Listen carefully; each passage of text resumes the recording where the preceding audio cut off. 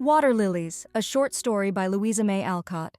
A party of people, young and old, sat on the piazza of a seaside hotel one summer morning, discussing plans for the day as they waited for the mail.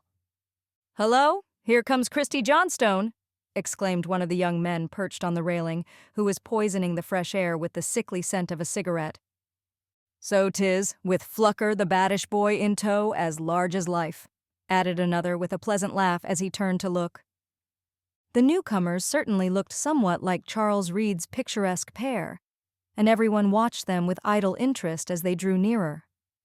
A tall, robust girl of 17, with dark eyes and hair, a fine color on her brown cheek, and vigor in every movement, came up the rocky path from the beach with a basket of lobsters on one arm, of fish on the other, and a wicker tray of water-lilies on her head. The scarlet and silver of the fish contrasted prettily with the dark blue of her rough dress, and the pile of water flowers made a fitting crown for this bonny young fishwife. A sturdy lad of 12 came lurching after her in a pair of very large rubber boots, with a dilapidated straw hat on the back of his head and a pail on either arm.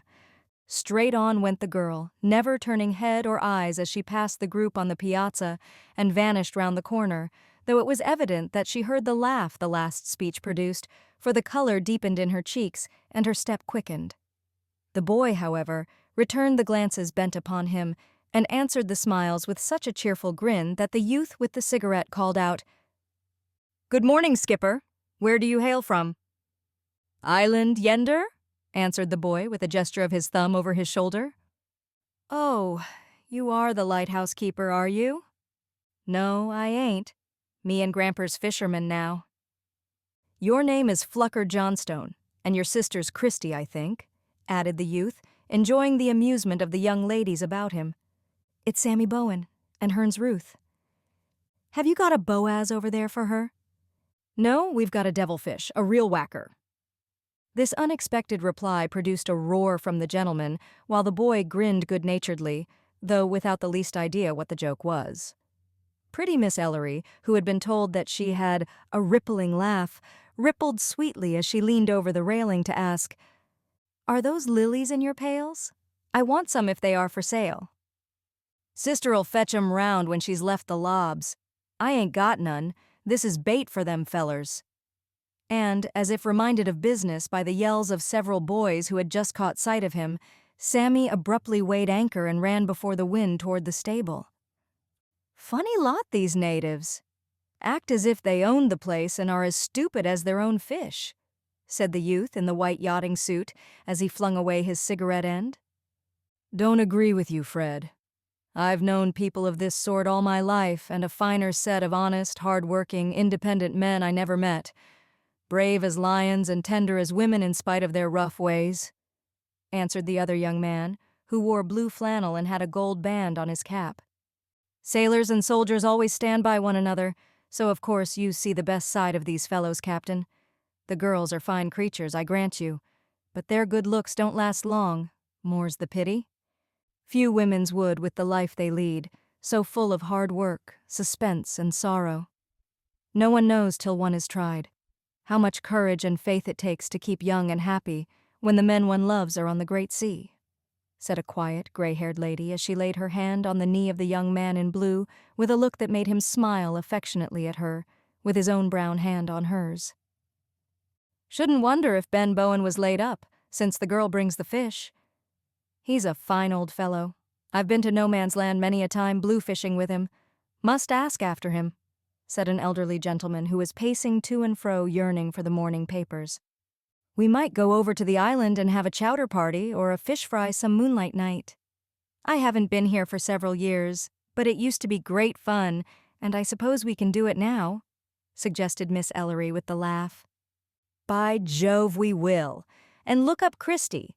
Ask her when she comes round," said Mr. Fred, the youthful dude, untwining his languid legs as if the prospect put a little life into him. "Of course we pay for any trouble we give. These people will do anything for money," began Miss Ellery, but Captain John, as they called the sailor, held up his hand with a warning. "Hush, she's coming," as Ruth's weather-beaten brown hat turned the corner. She paused a moment to drop the empty baskets, shake her skirts, and put up a black braid that had fallen down. Then, with the air of one resolved to do a distasteful task as quickly as possible, she came up the steps, held out the rough basket cover, and said in a clear voice, "Would any of the ladies like some fresh lilies? 10 cents a bunch?" A murmur from the ladies expressed their admiration of the beautiful flowers, and the gentleman pressed forward to buy and present every bunch with gallant haste. Ruth's eyes shone as the money fell into her hand, and several voices begged her to bring more lilies while they lasted. "I didn't know the darlings would grow in salt water," said Miss Ellery, as she fondly gazed upon the cluster Mr. Fred had just offered her. "They don't. There's a little freshwater pond on our island, and they grow there. Only place for miles round." And Ruth looked at the delicate girl in ruffled white lawn and a mull hat, with a glance of mingled pity for her ignorance and admiration for her beauty. "How silly of me! I am such a goose!" And Miss Ellery gurgled as she hid her face behind her red parasol. "Ask about the fish fry," whispered Mr. Fred, putting his head behind the rosy screen to assure the pretty creature that he didn't know any better himself. "Oh, yes, I will." And, quite consoled, Miss Ellery called out, "Girl, will you tell me if we can have chowder parties on your rocks as we used to a few seasons ago?" "If you bring your own fish. Grandpa's sick and can't get 'em for you." "We will provide them, but who will cook them for us? It's such horrid work." "Anyone can fry fish. I will if you want me to." And Ruth half smiled, remembering that this girl who shuddered at the idea of pork and a hot frying pan used to eat as heartily as anyone when the crisp brown cunners were served up. "Very good. Then we'll engage you as cook and come over tonight if it's clear and our fishing prospers. Don't forget a dozen of the finest lilies for this lady tomorrow morning. Pay you now. May not be up." And Mr. Fred dropped a bright silver dollar into the basket with a patronizing air, intended to impress this rather too independent young person with a proper sense of inferiority. Ruth quietly shook the money out upon the doormat and said with a sudden sparkle in her black eyes, "It's doubtful if I bring any more. Better wait till I do." "I'm sorry your grandfather is sick.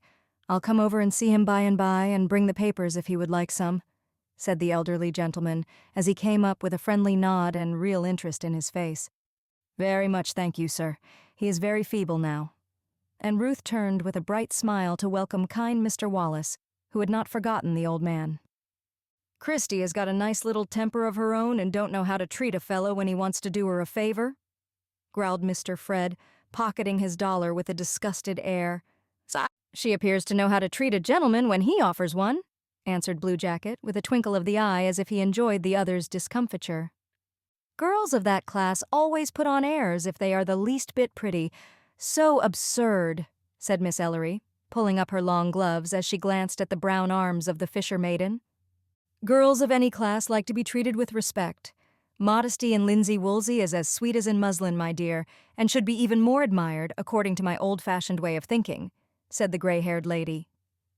"Hear, hear," murmured her sailor nephew with an approving nod. It was evident that Ruth had heard also as she turned to go, for with a quick gesture she pulled 3 great lilies from her hat and laid them on the old lady's lap, saying with a grateful look, "Thank you, ma'am." She had seen Miss Scott hand her bunch to a meek little governess who had been forgotten, and this was all she had to offer in return for the kindness which is so sweet to poor girls whose sensitive pride gets often wounded by trifles like these. She was going without her baskets when Captain John swung himself over the railing and ran after her with them. He touched his cap as he met her, and was thanked with as bright a smile as that the elder gentleman had received, for his respectful Miss Bowen pleased her much after the rude girl, and the money tossed to her as if she were a beggar. When he came back, the mail had arrived, and all scattered at once, Mr. Fred to spend the dollar in more cigarettes, and Captain John to settle carefully in his buttonhole the water-lily Aunt Mary gave him, before both young men went off to play tennis as if their bread depended on it. As it bid fair to be a moonlight night, the party of a dozen young people, with Miss Scott and Mr. Wallace to act as matron and admiral of the fleet, set off to the island about sunset. Fish in abundance had been caught, and a picnic supper provided to be eaten on the rocks when the proper time arrived. They found Sammy, in a clean blue shirt and a hat less like a Fiji headpiece, willing to do the honors of the island, beaming like a freckled young merman as he paddled out to pull up the boats. "Fire's all ready for kindlin', and Ruth's slicin' the pertaters. Hope them fish is cleaned," he added with a face of deep anxiety, for that weary task would fall to him if not already done, and the thought desolated his boyish soul. "All ready, Sam. Lend a hand with these baskets and then steer for the lighthouse. The ladies want to see that first," answered Captain John, as he tossed a stray cookie into Sammy's mouth with a smile that caused that youth to cleave to him like a burr all the evening. The young people scattered over the rocks and hastened to visit the points of interest before dark. They climbed the lighthouse tower and paid Aunt Nabby and Grandpa a call at the weather-beaten little house, where the old woman lent them a mammoth coffee pot and promised that Ruth would dish up them fish in good shape at 8 punctual. Then they strolled away to see the freshwater pond where the lilies grew. "How curious that such a thing should be here right in the middle of the salt sea," said one of the girls as they stood looking at the quiet pool while the tide dashed high upon the rocks all about them. "Not more curious than how it is possible for anything so beautiful and pure as one of those lilies to grow from the mud at the bottom of the pond. The ugly yellow ones are not so out of place. But no one cares for them and they smell horridly," added another girl in a reflective tone. "Instinct sends the white lily straight up to the sun and air, and the strong, slender stem anchors it to the rich earth below, out of which it has power to draw the nourishment that makes it so lovely and keeps it spotless. Unless slugs and flies and boys spoil it," added Miss Scott as she watched Mr. Fred poke and splash with his cane after a half-closed flower. "The naughty things have all shut up and spoilt the pretty sight. I'm so disappointed," sighed Miss Ellery, surveying the green buds with great disfavor as she had planned to wear some in her hair and act Undine. "You must come early in the morning if you want to see them at their best.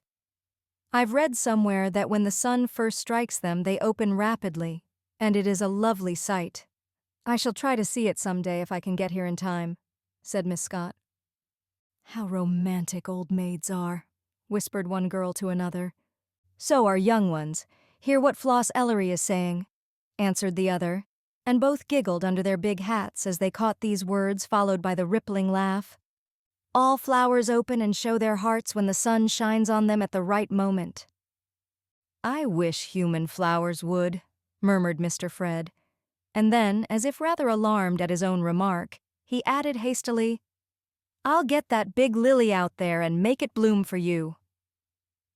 Trusting to an old log that lay in the pond, he went to the end and bent to pull in the half-shut flower. But this too ardent sun was not to make it blossom, for his foot slipped and down he went up to his knees in mud and water. "Save him! Oh, save him!" shrieked Miss Ellery, clutching Captain John, who was laughing like a boy, while the other lads shouted, and the girls added their shrill merriment as poor Fred scrambled to the shore, a wreck of the gallant craft that had set sail in spotless white. "What the deuce shall I do?"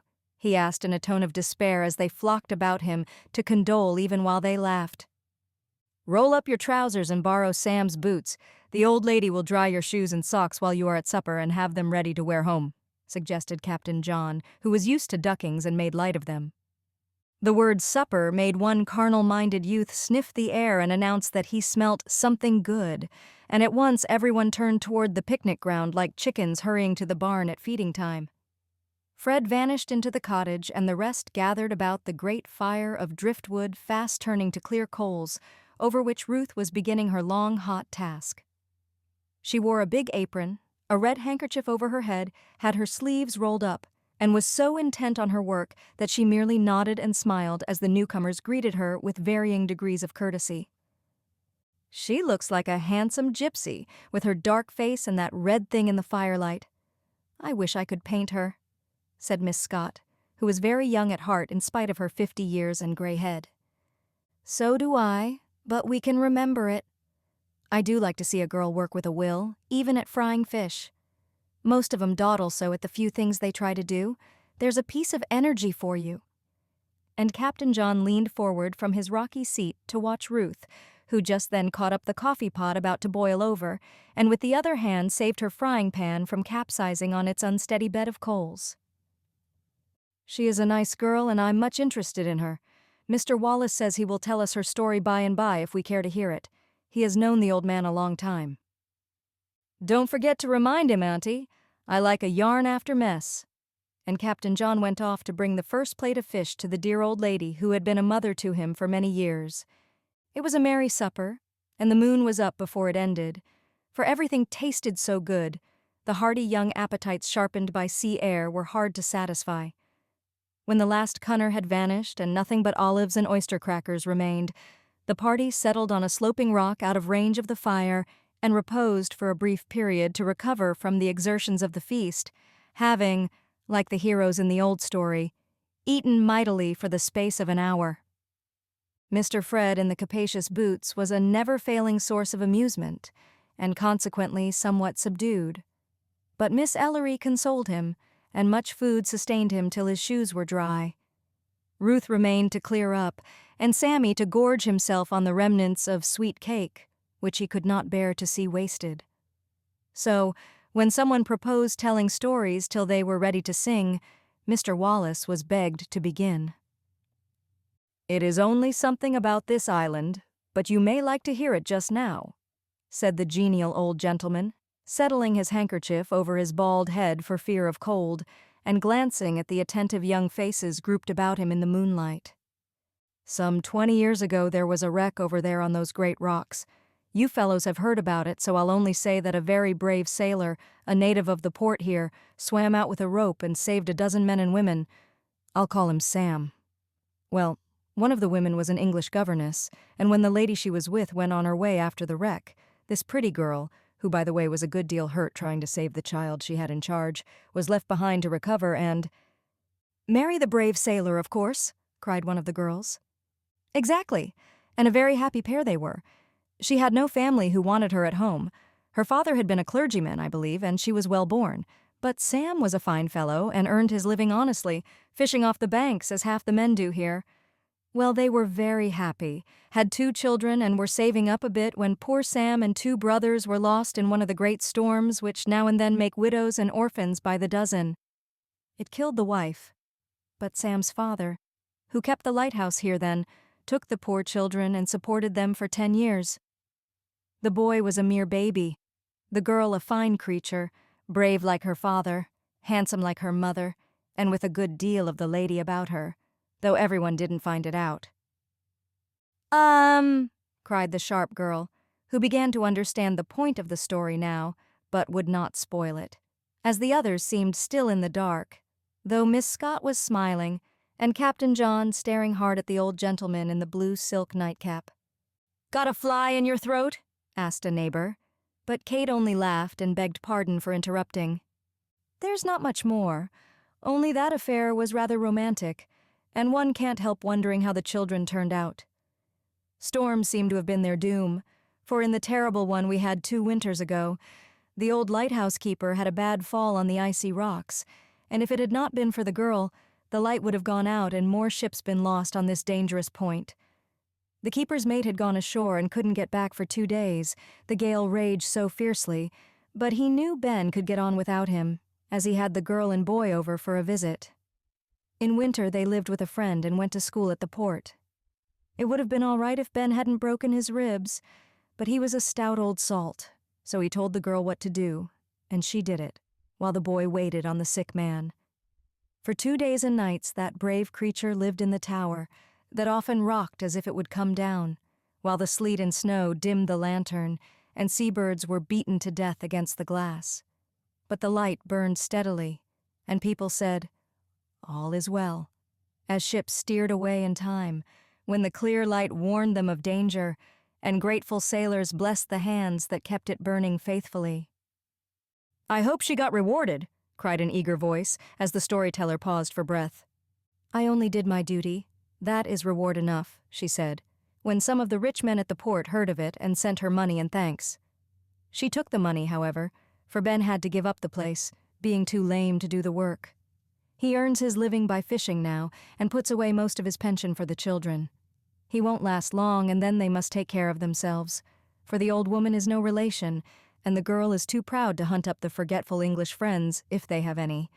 But I don't fear for her. A brave lass like that will make her own way anywhere." "Is that all?" asked several voices as Mr. Wallace leaned back and fanned himself with his hat. "That's all of the first and second parts. The third is yet to come. When I know it, I'll tell you. Perhaps next summer if we meet here again." "Then you know the girl? What is she doing now?" asked Miss Ellery, who had lost a part of the story as she sat in a shadowy nook with the pensive Fred. "We all know her. She is washing a coffee pot at this moment, I believe." And Mr. Wallace pointed to a figure on the beach, energetically shaking a large tin article that shone in the moonlight. "Ruth? Really? How romantic and interesting!" exclaimed Miss Ellery, who was just of the age, as were most of the other girls, to enjoy tales of this sort and imagine sensational denouements. "There is a great deal of untold romance in the lives of these toilers of the sea, and I am sure this good girl will find her reward for the care she takes of the old man and the boy.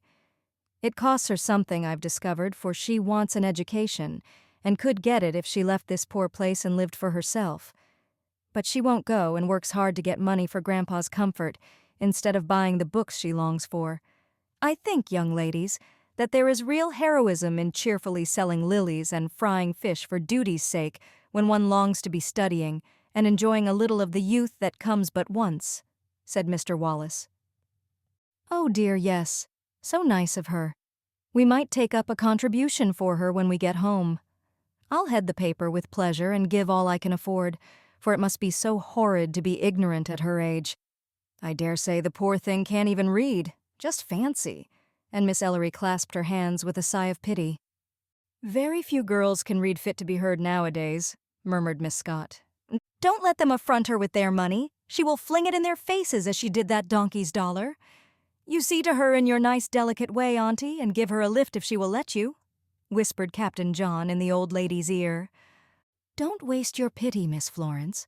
Ruth reads a newspaper better than any woman I ever knew. I've heard her doing it to the old man, getting through shipping news, money market, and politics in fine style. I wouldn't offer her money if I were you, though it is a kind thought. These people have an honest pride in earning things for themselves, and I respect them for it," added Mr. Wallace.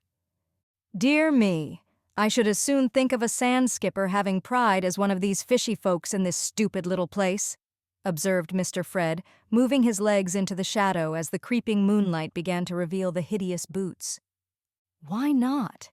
I think they have more to be proud of, these brave, honest, independent people, than many who never earn a cent and swell round on the money their fathers made out of pork, rum, or any other rather unpleasant or disreputable business," said Captain John with the twinkle in his eye, as he changed the end of his sentence, for the word pickles was on his lips when Aunt Mary's quick touch checked it. Some saucy girl laughed, and Mr. Fred squirmed, for it was well known that his respectable grandfather, whom he never mentioned, had made his large fortune in a pickle factory. "We all rise from the mud in one sense, and all may be handsome flowers if we choose before we go back, after blooming, to ripen our seeds at the bottom of the water where we began," said Miss Scott's refined voice, sounding softly after the masculine ones. "I like that idea. Thank you, Aunt Mary, for giving me such a pretty fancy to add to my love for water-lilies. I shall remember it and try to be a lovely one, not a bit ashamed to own that I came from honest farmer stock," exclaimed the thoughtful girl who had learned to know and love the sweet, wise woman who was so motherly to all girls. "Hear, hear!" cried Captain John heartily, for he was very proud of his own brave name kept clean and bright through a long line of sailor kin. "Now let us sing or we shall have no time," suggested Miss Ellery, who warbled as well as rippled, and did not wish to lose this opportunity of singing certain sentimental songs appropriate to the hour. So they tuned their pipes and made music in the air for an hour, to the great delight of Sammy, who joined in every song, and was easily persuaded to give sundry nautical melodies in a shrill small voice which convulsed his hearers with merriment. "Ruth sings awful well, but she won't afore folks," he said as he paused after a roaring ditty. "She will for me." And Mr. Wallace went slowly up to the rock not far away, where Ruth sat alone listening to the music as she rested after her long day's work. "Such airs," said Miss Ellery in a sharp tone, for her wind of the summer night had not gone well, owing to a too copious supper. "Posing for Lorelei, she added as Ruth began to sing, glad to oblige the kind old gentleman. They expected some queer ballad or droning hymn, and were surprised when a clear, sweet voice gave them The Three Fishers and Mary on the Sands of Dee, with a simple pathos that made real music lovers thrill with pleasure and filled several pairs of eyes with tears. "More, please, more?" called Captain John as she paused, and as if encouraged by the hearty applause her one gift excited, she sang on as easily as a bird till her small store was exhausted. "I call that music," said Miss Scott, as she wiped her eyes with a sigh of satisfaction. "It comes from the heart and goes to the heart as it should. Now we don't want anything else, and had better go home while the spell lasts." Most of the party followed her example, and went to thank and say good night to Ruth, who felt as rich and happy as a queen with the money Mr. Wallace had slipped into her pocket, and the pleasure which even this short glimpse of a higher, happier life had brought her hungry nature. As the boats floated away, leaving her alone on the shore, she sent her farewell ringing over the water in the words of the old song, "A Life on the Ocean Wave," and everyone joined in it with a will, especially Mr. Wallace and Captain John, and so the evening picnic ended tunefully and pleasantly for all, and was long remembered by several. After that day, many good times came to Ruth and Sammy, and even poor old Grandpa had his share, finding the last summer of his life very smooth sailing as he slowly drifted into port. It seemed quite natural that Captain John, being a sailor, should like to go and read and yarn with the old fishermen. So no one wondered when he fell into the way of rowing over to the island very often with his pocket full of newspapers, and whiling away the long hours in the little house as full of sea smells and salt breezes as a shell on the shore. Miss Scott also took a fancy to go with her nephew, for, being an ardent botanist, she discovered that the island possessed many plants which she could not find on the rocky point of land where the hotel and cottages stood. The freshwater pond was her especial delight, and it became a sort of joke to ask, when she came home brown and beaming with her treasures in tin boxes, bottles, and bunches, "Well, Aunt Mary, have you seen the water-lilies bloom yet?" And she always answered with that wise smile of hers, "Not yet, but I'm biding my time and am watching a very fine one with a special interest. When the right moment comes, it will bloom and show its golden heart to me, I hope." Ruth never quite knew how it came about, but books seemed to find their way to the island and stay there, to her great delight. A demand for lilies sprang up, and when their day was over, marsh rosemary became the rage. Sammy found a market for all the shells and gulls' wings he could furnish, and certain old curiosities brought from many voyages were sold for sums which added many comforts to the old sailor's last cruise. Now the daily row to the point was a pleasure, not a trial to Ruth, for Mr. Wallace was always ready with a kind word or gift. The ladies nodded as she passed and asked how the old skipper was today. Miss Scott often told her to stop at the cottage for some new book or a moment's chat on her way to the boat, and Captain John helped Sammy with his fishing so much that the baskets were always full when they came home. All this help and friendliness put a wonderful energy and sweetness into Ruth's hard life and made her work seem light, her patient waiting for freedom easier to bear cheerfully. She sang as she stood over her washtub, cheered the long nights of watching with the precious books, and found the few moments of rest that came to her when the day's work was done very pleasant, as she sat on her rock, watching the lights from the point, catching the sound of gay music as the young people danced, and thinking over the delightful talks she had with Miss Scott. Perhaps the presence of a blue jacket in Grandpa's little bedroom, the sight of a friendly brown face smiling when she came in, and the sonorous murmur of a man's voice reading aloud, added a charm to the girl's humdrum life. She was too innocent and frank to deny that she enjoyed these new friends, and welcomed both with the same eagerness, saw both go with the same regret, and often wondered how she ever had got on without them. But the modest fisher maiden never dreamed of any warmer feeling than kindness on the one side and gratitude on the other, and this unconsciousness was her greatest charm, especially to Captain John, who hated coquettes, and shunned the silly girls who wasted time in idle flirtation when they had far better and wholesomer pastimes to enjoy. The handsome sailor was a favorite, being handy at all sorts of fun, and the oldest of the young men at the point. He was very courteous in his hearty way to every woman he met, from the stateliest dowager to the dowdiest waiter girl, but devoted himself entirely to Aunt Mary, and seemed to have no eyes for younger, fairer faces. "He must have a sweetheart over the sea somewhere," the damsels said among themselves, as they watched him pace the long piazzas alone, or saw him swinging in his hammock with eyes dreamily fixed on the blue bay before him. Miss Scott only smiled when curious questions were asked her, and said she hoped John would find his mate sometime, for he deserved the best wife in the world, having been a good son and an honest boy for 26 years. "What is it, Captain? A steamer?" asked Mr. Fred, as he came by the cottage one August afternoon with his usual escort of girls, all talking at once about some very interesting affair. "Only a sailboat. No steamers today," answered Captain John, dropping the glass from his eye with a start. "Can you see people on the island with that thing? We want to know if Ruth is at home, because if she isn't, we can't waste time going over," said Miss Ellery with her sweetest smile. "I think not. That boat is Sammy's, and as there is a speck of red aboard, I fancy Miss Ruth is with him. They are coming this way, so you can hail them if you like," answered the sailor, with a speck of red on his own sunburnt cheek if anyone had cared to look. "Then we'll wait here if we may. We ordered her to bring us a quantity of bulrushes and flowers for our tableau tonight, and we want her to be Rebecca at the well. She is so dark and with her hair down and gold bangles and scarlet shawls, I think she would do nicely. It takes so long to arrange the Lily Maid of Astolat, we must have an easy one to come just before that, and the boys are wild to make a camel of themselves, so we planned this. Won't you be Jacob or Abraham or whoever the man with the bracelets was?" asked Miss Ellery, as they all settled on the steps in the free and easy way which prevailed at the Point. "No, thank you, I don't act. Used to dance hornpipes in my young days, but gave up that sort of thing some time ago." "How unfortunate. Everyone acts. It's all the fashion," began Miss Ellery, rolling up her blue eyes imploringly. "So I see, but I never cared much for theatricals. I like natural things better." "How unkind you are. I quite depended on you for that, since you wouldn't be a corsair." "Fred's the man for such fun.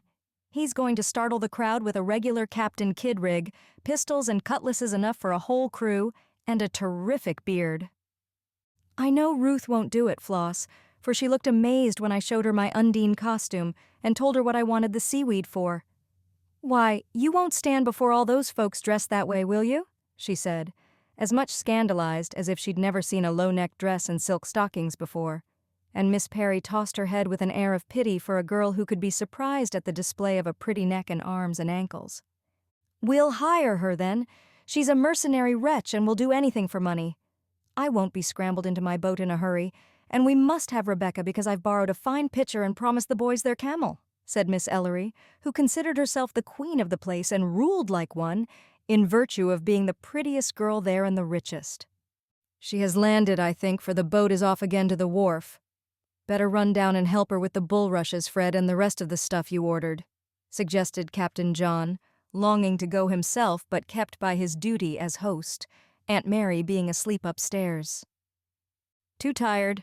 Won't hurt her. She's used to work, and we mustn't pamper her up, as old ladies say," answered Mr. Fred, enjoying his favorite lounge on the grass.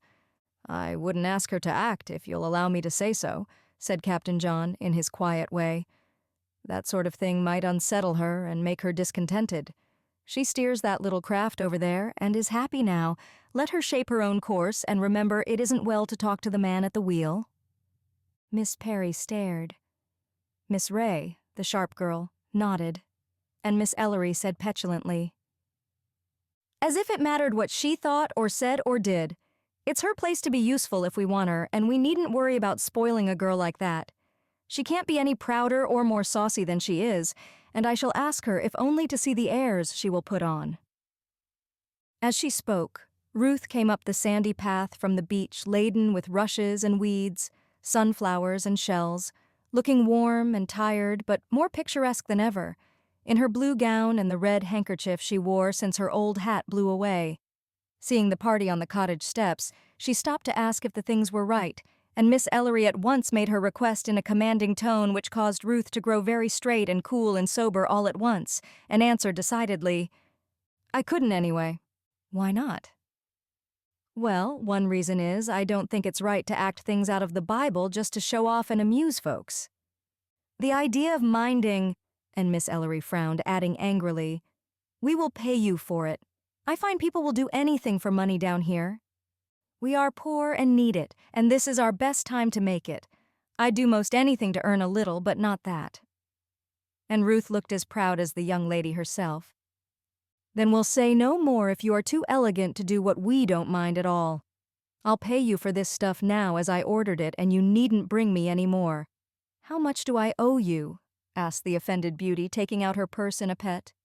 "Nothing. I'm glad to oblige the ladies if I can, for they have been very kind to me. Perhaps if you knew why I want to earn money, you'd understand me better. Grandpa can't last long, and I don't want the town to bury him. I'm working and saving so he can be buried decently, as he wants to be, not like a pauper." There was something in Ruth's face and voice as she said this, standing there shabby, tired, and heavy-laden, yet honest, dutiful, and patient for love's sake, that touched the hearts of those who looked and listened. But she left no time for any answer, for with the last word she went on quickly, as if to hide the tears that dimmed her clear eyes and the quiver of her lips. "Floss, how could you?" cried Miss Ray, and ran to take the sheaf of bulrushes from Ruth's arms, followed by the rest, all ashamed and repentant now that a word had shown them the hard life going on beside their idle, carefree ones. Captain John longed to follow, but walked into the house, growling to himself with a grim look. "That girl has no more heart than a butterfly, and I'd like to see her squirm on a pin. Poor Ruth. We'll settle that matter and bury old Ben like an admiral, hang me if we don't." He was so busy talking the affair over with Aunt Mary that he did not see the girl flit by to wait for her boat on the beach, having steadily refused the money offered her, though she accepted the apologies in the kindest spirit. The beach at this hour of the day was left to the nurses and maids who bathed and gossiped while the little people played in the sand or paddled in the sea. Several were splashing about, and one German governess was scolding violently because while she was in the bathhouse, her charge, a little girl of 6, had rashly ventured out in a flat-bottomed tub, as they called the small boats used by the gentlemen to reach the yachts anchored in deep water. Ruth saw the child's danger at a glance, for the tide was going out, carrying the frail cockleshell rapidly away, while the child risked an upset every moment by stretching her arms to the women on the shore and calling them to help her. None dared to try, but all stood and wrung their hands, screaming like seagulls, till the girl, throwing off shoes and heavy skirt, plunged in, calling cheerily, "Sit still! I'll come and get you, Millie." She could swim like a fish, but encumbered with her clothes and weary with an unusually hard day's work, she soon found that she did not gain as rapidly as she expected upon the receding boat. She did not lose courage, but a thrill of anxiety shot through her as she felt her breath grow short, her limbs heavy, and the tide sweep her farther and farther from the shore. "If they would only stop screaming and go for help, I could keep up and push the boat in. But the child will be out presently, and then we are lost, for I can't get back with her, I'm afraid." As these thoughts passed through her mind, Ruth was swimming stoutly, and trying by cheerful words to keep the frightened child from risking their main chance of safety. A few more strokes and she would reach the boat, rest a moment, then clinging to it, push it leisurely to shore. Feeling that the danger was over, she hurried on and was just putting up her hands to seize the frail raft and get her breath, when Millie, thinking she was to be taken in her arms, leaned forward. In rushed the water, down went the boat, and out splashed the screaming child to cling to Ruth with the desperate clutch she dreaded. Both went under for a moment, but rose again, and with all her wits sharpened by the peril of the moment, Ruth cried as she kept herself afloat, "On my back, quick, quick! Don't touch my arms, hold tight to my hair and keep still." Not realizing all the danger, and full of faith in Ruth's power to do anything after the feats of diving and floating she had seen her perform, Millie scrambled up as often before and clung spluttering and gasping to Ruth's strong shoulders. So burdened and conscious of fast-failing strength, Ruth turned toward the shore and bent every power of mind and body to her task. How far away it seemed, how still the women were, not one even venturing out a little way to help her, and no man in sight. Her heart seemed to stop beating, her temples throbbed, Her breath was checked by the clinging arms, and the child seemed to grow heavier every moment. "I'll do what I can, but oh, why don't someone come?" That was the last thought Ruth was conscious of, as she panted and plowed slowly back, with such a set white face and wide eyes fixed on the flag that fluttered from the nearest cottage, that it was no wonder the women grew still as they watched her. One good Catholic nurse fell on her knees to pray. The maids cried. The governess murmured, "Mein Gott, I am lost if the child go drowned." And clear and sweet came the sound of Captain John's whistle as he stood on his piazza waiting to row Ruth home. They were nearly in, a few more strokes, and she could touch the bottom, when suddenly all grew black before her eyes and whispering, "I'll float. Call, Millie, and don't mind me." Ruth turned over, still holding the child fast and with nothing but her face out of water, feebly struggled on. "Come and get me, she's going down! Oh, come, quick!" called the child in a tone of such distress that the selfish German bestirred herself at last and began to wade cautiously in. Seeing help at hand, brave little Millie soon let go and struck out like an energetic young frog, while Ruth, quite spent, sank quietly down, with a dim sense that her last duty was done and rest had come. The shrill cries of the women when they saw the steady white face disappear and rise no more reached Captain John's ear and sent him flying down the path, sure that someone was in danger. "Ruth, gone down, out there!" was all he caught, as many voices tried to tell the tale. And waiting for no more, he threw off hat and coat and dashed into the sea as if ready to search the Atlantic till he found her. She was safe in a moment, and pausing only to send one girl flying for the doctor, he carried his streaming burden straight home to Aunt Mary, who had her between blankets before a soul arrived and was rubbing for dear life while John fired up the spirit lamp for hot brandy and water, with hands that trembled as he splashed about like an agitated Newfoundland fresh from a swim. Ruth was soon conscious, but too much exhausted to do or say anything, and lay quietly suffering the discomforts of resuscitation till she fell asleep. "Is Millie safe?" was all she asked, and being assured that the child was in her mother's arms and Sammy had gone to tell Grandpa all about it, she smiled and shut her eyes with a whispered, "Then it's all right, thank God." All that evening, Captain John paced the piazza and warned away the eager callers who flocked down to ask about the heroine of the hour, for she was more interesting than Undine, the lily maid, or any of the pretty creatures attitudinizing behind the red curtains in the hot hotel parlor. All that night, Aunt Mary watched the deep sleep that restored the girl, and now and then crept out to tell her nephew there was nothing to fear for one so strong and healthful. And all night Ruth dreamed strange dreams, some weird and dim, some full of pain and fear. But as the fever of reaction passed away, lovely visions of a happy place came to her, where faces she loved were near and rest, and all she longed for was hers at last. So clear and beautiful was this dream that she waked in the early dawn to lie and think of it, with such a look of peace upon her face that Aunt Mary could not but kiss it tenderly when she came in to see if all was well. "How are you, dear? Has this nice long sleep set you up again as I hoped?" "Oh, yes. I'm quite well, thank you, and I must go home. Grandpa will worry so till he sees me," answered Ruth, sitting up with her wet hair on her shoulders, and a little shiver of pain as she stretched her tired arms. "Not yet, my dear. Rest another hour or two and have some breakfast. Then, if you like, John shall take you home before anyone comes to plague you with idle questions. I'm not going to say a word, except that I'm proud of my brave girl and mean to take care of her if she will let me." With that and a motherly embrace, the old lady bustled away to stir up her maid and wake John from his first nap with the smell of coffee, a most unromantic but satisfying perfume to all the weary watchers in the house. An hour later, dressed in Miss Scott's gray wrapper and rose-colored shawl, Ruth came slowly to the beach leaning on Captain John's arm, while Aunt Mary waved her napkin from the rocks above and sent kind messages after them as they pushed off. It was the loveliest hour of all the day. The sun had not yet risen, but sea and sky were rosy with the flush of dawn. The small waves rippled up the sand, the wind blew fresh and fragrant from hayfields far away, and in the grove the birds were singing, as they only sing at peep of day. A still, soft, happy time before the work and worry of the world began.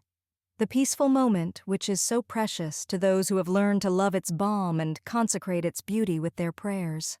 Ruth sat silent, looking about her as if she saw a new heaven and earth, and had no words in which to tell the feeling that made her eyes so soft, sent the fresh color back into her cheeks, and touched her lips with something sweeter than a smile. Captain John rowed very slowly, watching her with a new expression in his face, and when she drew a long breath, a happy sort of sigh, he leaned forward to ask as if he knew what brought it. "You are glad to be alive, Ruth?" "Oh, so glad. I didn't want to die. Life's very pleasant now," she answered, with her frank eyes meeting his so gratefully. "Even though it's hard?" "It's easier lately. You and dear Miss Mary have helped so much. I see my way clear, and mean to go right on, real brave and cheerful. Sure I'll get my wish at last." "So do I." And Captain John laughed a queer, happy laugh, as he bent to his oars again with the look of a man who knew where he was going and longed to get there as soon as possible. "I hope you will. I wish I could help anyway to pay for all you've done for me. I know you don't want to be thanked for fishing me up, but I mean to do it all the same, if I can, sometime." And Ruth's voice was full of tender energy as she looked down into the deep green water where her life would have ended but for him. "What did you think of when you went down so quietly? Those women said you never called for help once." "I had no breath to call. I knew you were near, I hoped you'd come, and I thought of poor Grandpa and Sammy as I gave up and seemed to go to sleep." A very simple answer, but it made Captain John beam with delight, and the morning red seemed to glow all over his brown face as he rowed across the quiet bay, looking at Ruth sitting opposite, so changed by the soft becoming colors of her dress, the late danger, and the dreams that still lingered in her mind, making it hard to feel that she was the same girl who went that way only a day ago. Presently the captain spoke again in a tone that was both eager and anxious. "I'm glad my idle summer hasn't been quite wasted. It's over now, and I'm off in a few days for a year's cruise, you know." "Yes, Miss Mary told me you were going soon. I'll miss you both, but maybe you'll come next year." "I will, please God." "So will I. For even if I get away this fall, I'd love to come again in summer and rest a little while, no matter what I find to do." "Come and stay with Aunt Mary if this home is gone. I shall want Sammy next time. I've settled that with the skipper, you know, and I'll take good care of the little chap. He's not much younger than I was when I shipped for my first voyage. You'll let him go?" "Anywhere with you. He's set his heart on being a sailor, and Grandpa likes it. All our men are, and I'd be one if I were a boy. I love the sea, so I couldn't be happy long away from it." "Even though it nearly drowned you?" "Yes, I'd rather die that way than any other. But it was my fault. I shouldn't have failed if I hadn't been so tired. I've often swum farther, but I'd been 3 hours in the marsh getting those things for the girls, and it was washing day, and I'd been up nearly all night with Grandpa, so don't blame the sea. Please, Captain John." "You should have called me. I was waiting for you, Ruth." "I didn't know it. I'm used to doing things myself. It might have been too late for Millie if I'd waited." "Thank God I wasn't too late for you."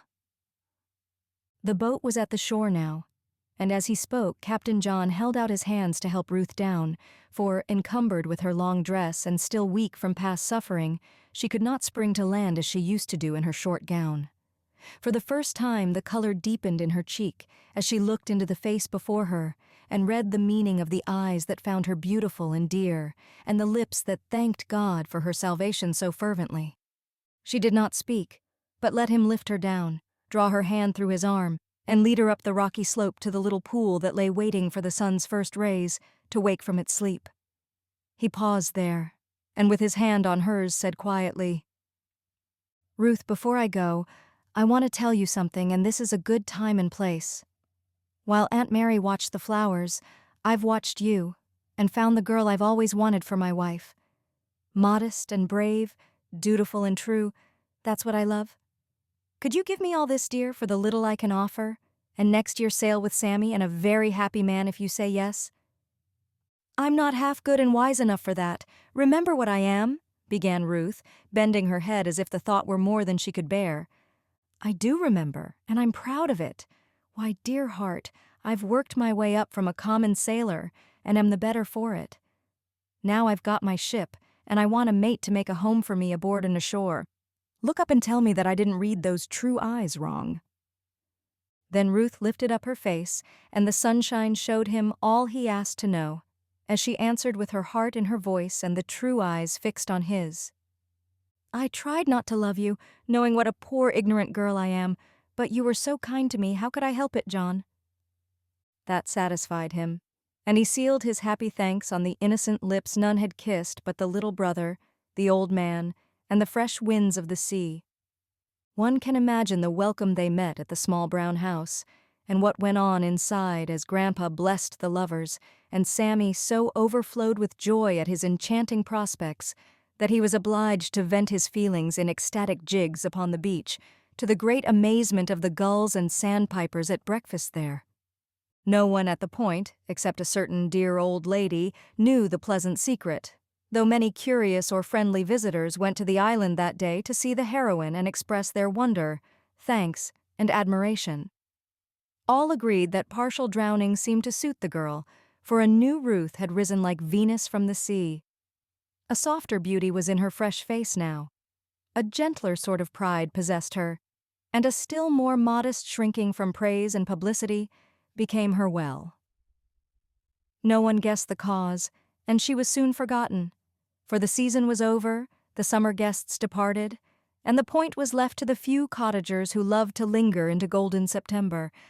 Miss Mary was one of these, and Captain John another, for he remained as long as he dared to make things comfortable for the old man, and to sit among the rocks with Ruth when her day's work was done, listening while his mermaid, as he called her, sang as she had never sung before, and let him read the heart he had made his own, for the lily was wide open now, and its gold all his.